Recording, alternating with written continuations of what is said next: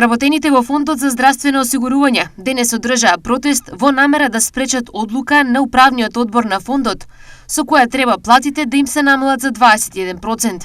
Доколку се донесе таква одлука, од синдикатот на фондот се заканија. Доколку ги намалат платите, се активира одлуката за штрајк која што е донесена во ноември месец. За непријатност на сите вработени добивме првична информација, а потоа се увиде дека тоа така, дека сака да се врати не на ниво како што било договорено покачувањето, туку да се намали уште повеќе. Тоа значи 25% од вработените паѓаат под минимална плата и уште 25% доаѓаат на минимална плата.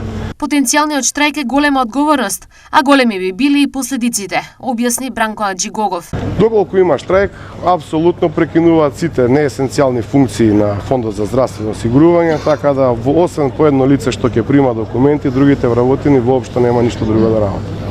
Тоа во превод значи нема никаква исплата за ништо, ниту за капитација за матични лекари, ниту за лекови за аптеки, ниту за плати во јавно здравство, ниту за лекови во јавно здравство и така натаму. Председателот на УПОС Трпе Дејановски денес изјави дека тие штрајк сакаат најмалку, но според него владата ги поминала своите ингеренции. Не својствено за нас како синдикат на УПОС да кажеме дека ние моментално најмалку сакаме штрајк да има во Фонд за здравствено осигурување. Владата нема ингеренции да бара ништо од Фондот за здравство. Кажа колегата Бранко, од 46 милиарди денари кои што има буџет Фондот за здравство, 1,19% идат на плати.